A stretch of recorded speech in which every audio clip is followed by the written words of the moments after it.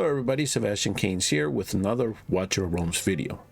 In this video, I'm going to be showing you some new things that are coming to the public server, whether it is in December or January. I know that we just had a major update in there, and some of the things that I had seen here, like the Immortal Codex and the gear swapping, tide levels, the requirements, the BP requirements being lowered, so it's going to be a little bit easier to move on in tide, and some changes to the Void Rift where you can start doing a little bit more auto battles in it.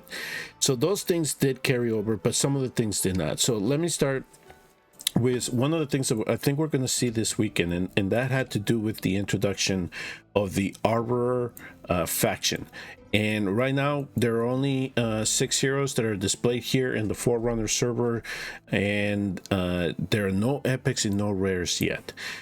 Everything that is seems to be attributed to this faction has to do with control and true damage, because as you can see here, if you are able to summon the Lord, which is Proteus, his Lord bonus is exactly to give you this Verdict of Truth, which based on his attack will deal true damage to any of the faction allies that are attacking. And as you can see, the more stacks of the Verdict of Truth that you give to each one of the allies, the true damage is actually going to increase up to 200% when you have the final verdict, which is 3 stacks. And you're also going to gain the ability to stun the opponent for half a second. So it certainly looks like it's going to be a very good faction when it comes to damage and when it comes to control. And as you can see here with the Sacred Base, the Blessing, you're also going to get additional damage. This faction is essentially being made for Arena. And the reason that I'm saying this is because every single one of them, you'll see they have some type of arena benefit. So in the case of this Lord here, Proteus, his cost is reduced by 5. So this mage actually has a cost of 20 when it comes to arena. And then you can see here the Supreme Divinity that he gives the faction allies is listed in here as well. Everything about him is all true damage, is just based on his attack level, giving true damage, summoning this Light of Judgments, the buff his attack, and all of them also seem to have this Radiant Erosion debuff on them, which is essentially going to deal damage to the carrier, whoever they place the debuff on, and the damage is going to be based on the defense. So this is really meant to melt tanks and anything that is carrying high defense. So that's going to be pretty much their role in whether it's PvE or PvE. So it's really cool, the design of this Lord, and I think that he is going to be available in the global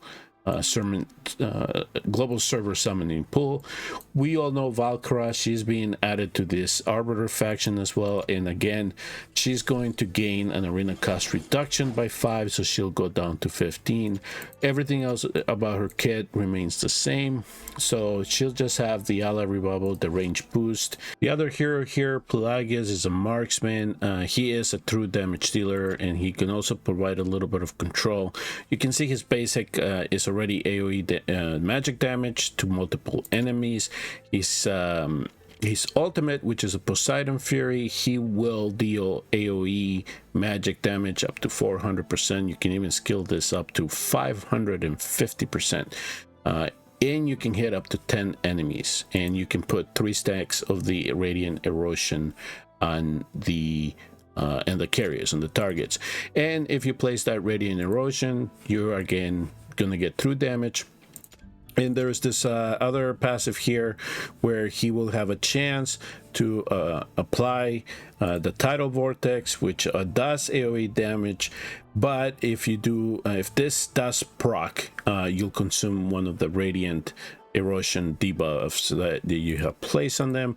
And then the other cool passive here is that based on the number of enemies that are near him or are in his range, there's a 50% chance that you'll just proc the ultimate, and then if there are more than 10, you'll have double that chance. So you start at 30%, and then you have 60% chance to to use this ultimate at least 2 times. And again, his his benefit in arena is he has an increased attack in arena by 15%. So that is what you can look forward to seeing from Pelagius. And again, look at, I mean, this sign is awesome. Very, very good job done in that regard. Of course, we all know Constance, the defender. She's a healer. She provides some inspiration. We just had a 10x for her in the global server. And then we have Thalin here, again, another fighter that does AoE damage. Again, he can also not only apply a stun, but he does true damage base again on the debuff, the radiant erosion, if he does able to apply it to his targets. And he has a magic resistance reduction again, which will just allow him to do more damage to those that have very high resistance. His basic again deals 50% damage up to 5 enemies, so he can target multiple enemies, and his cost is 20.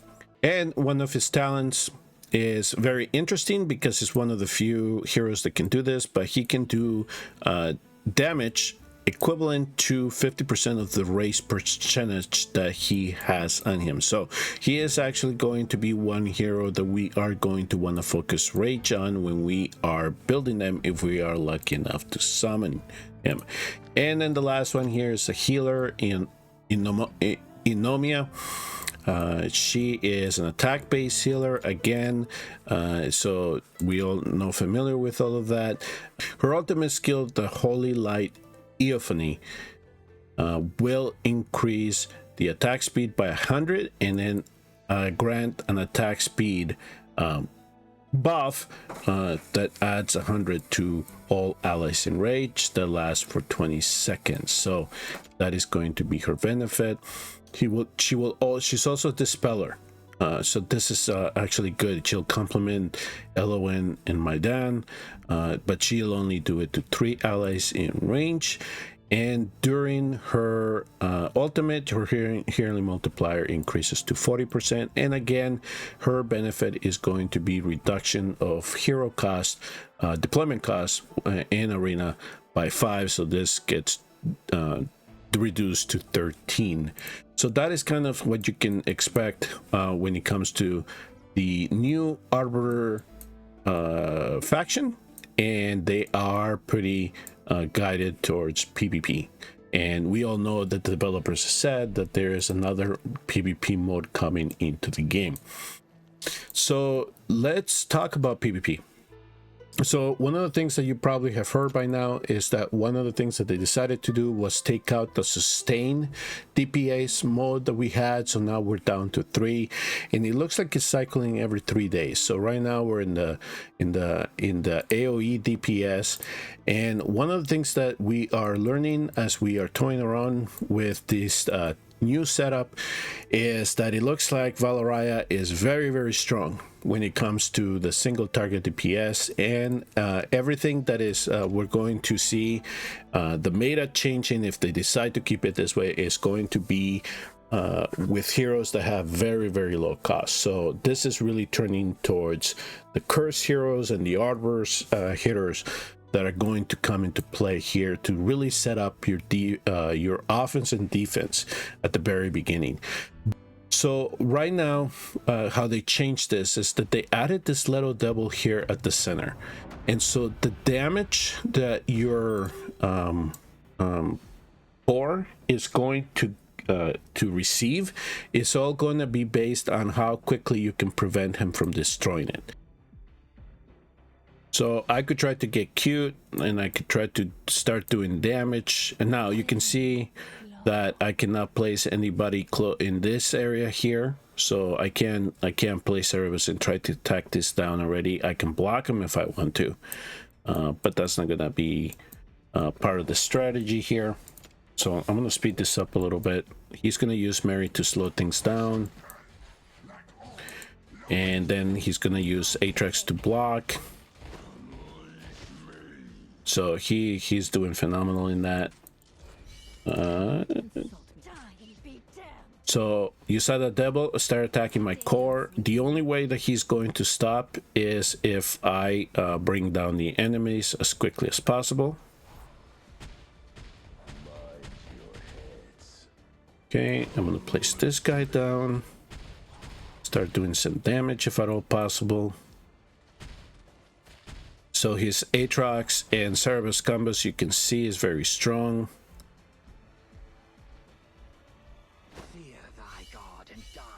All right, let's I'm gonna go up here. I'll try this up.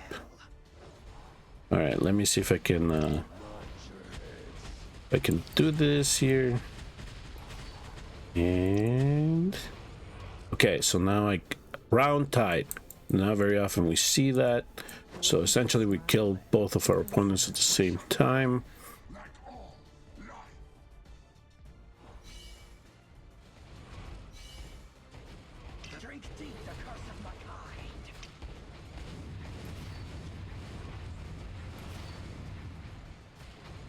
Come on. Come on, fellas. Okay. Now, you saw this guy slip by here. All right, so now I'm just waiting to see how quickly he can put the AI puts the Cerebite down. Because if he doesn't, this is done. That's what I was counting on. So you got to make sure that whatever strategy you pick does not penalize you. So this type of setup is really interesting, I guess, to say the least, because now it is all dependent on how fast you can bring people down. But if the AI just slips on your defense, you're going to get penalized. And you saw exactly what happened there, how quickly this devil brought down the core because he wasn't able to kill that enemy. So again, the low cost heroes are the ones that are benefiting from this new mode. Unless the higher cost can bring the damage to your then you're gonna wanna ride your low cost heroes. Now you can see here how quickly the tables turn and how he was not doing enough damage, so the devil's just killing the core. All right, so let me bring Service in. All right, let's see if we can get Komet to do some work here. All right, perfect. So now he has this little guy is going to be trouble for them.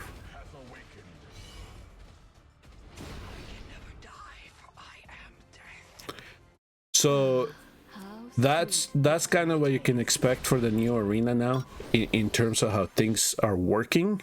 And when it comes to the single target DPS, so I'm just gonna use this as a setup for an example. I'm not gonna carry you through the whole battle, but there's some things that you're also gonna have to keep in mind. So one of the things that we would do for the single target DPS here is that we would create a box. I don't know if you'll remember, where we would start putting the fighters here. Valeria is certainly going to come into play because she only has a 13 cost, so you can actually place really close to the portals to try to prevent the first enemy that comes out from getting too far down the platform here. The one thing is that we were able to create a box with Wrath because the enemy would come out and then would just do a straight right angle, right? The thing that we're finding now is that in the single target DPS now, the enemy comes out of the portal and actually takes a little bit of a slant. And so it comes down in almost a curved manner. So if you try to create that box here, what's going to happen is that if you place, let's say you place the first target here, which in that case with Wrath, and then we would place somebody else down here, that enemy would actually hit this enemy or this whoever your ally is that you place down here, and then it would just be a one-on-one battle. So you wouldn't come in and you try to target that. And then as you can see, they kind of reduced it so we couldn't create the box up here to do a 3-target attack. So this is really turning out to be a little bit more guided towards the low cost heroes to try to do the damage there. So I'm seeing a lot of Valoraya teams that are instant win right now when it comes to single target DPS, and there's a lot of formulations that are being trying to be applied right now to combat that. When it comes to the anti-air, again, it's not going to be as simple. There are going to be some delays in terms of how the waves come out. And so that Hatsu strat that we would place Hatsu down here and try to eliminate the first wave is still playing, but if anything slips by and you don't have this area cover, you're just going to get us penalized just as much on defense if you don't have a way to cover it down here. So it seems like in some instances it'd be better just to cover this ground to make sure that the enemies are being killed, so this devil here does not take you out in 5-10 seconds. Okay, so that's what you can expect from the new arena as it right now stands. All right, and then the last thing that we have for you that are upcoming changes, as you can see that they have announced, at least in the Forerunner server in the December update, that they're going to make changes in the guild shop. And so right now in the guild shop, what we have, as you can see here, are shards for the demon soldiers. So we have the rares, and then we have the epics. So one thing that I want to emphasize here is if you're purchasing epic fragments fragments or shards for these specific demon soldiers, you may want to wait to see if they are eventually going to come up at a discount. So save your guild coins, because it is expensive to buy them at the regular rate in the public server. So wait to see if eventually this will come out. And I don't know if they will, because one of the things that they decided to do is that they are actually going to remove all these shards from the guild shop, and then instead what they're going to do is that they are going to add slots where you are going to be able to purchase fragments or shards, but it's going to be randomized. And they say that it's going to be at a discount. So you'll get more for your guild coin, but it's going to be a random demon soldier or it's going to be a chest that contains multiple shards for the demon soldiers. I don't know how to feel about that. To give us, I think that they thought about, how could they reduce the pricing of this and make the guild coin a little bit more valuable, but they have certainly decided to go more of the loot box type change. So as you can see here, they've said in the December update, we're going to remove those, and then we're going to add these random refresh slots. So they'll refresh, but the demon soldier that we get is going to be randomized, and then they're also going to add chests. So there are certain demon soldiers that in the public server I was fortunate enough to farm out enough shards, and then there were some changes made in the Forerunner server that the drop rates seemed to decrease a little bit. And so as you can see, one of the ones that I decided to target was the exploding bugs here. So I did buy those out this time around, especially because they were cheaper too, so might as well get them. But if we're going to go into a randomized system, you may want to get the ones that you want before that happens, if you don't have them. And then the other thing would be, let's wait to see if in the epic front that they discount them in the public server as well. So just hold off a little bit, unless it's something that you really need and you want to get done, then go ahead and use your guild coin. But your guild coin is hard enough to get, so just make sure that you're using it efficiently, and hopefully these tips will help you save some of those coins for future content. those are some of the changes that you'll probably see coming to the public server soon, probably in the January update. The bigger thing I think is going to be Arena and how it has actually changed. So right now I'm going to keep talking to the guild cluster and see how we can battle some of this new meta that is coming about, but it certainly does look it's going to be pushed towards the lower cost heroes, and we know which ones those are. They're the Chaos Dominion and they're the Arbiter faction, and how accessible they're going to be, I guess we'll find out as they roll them out.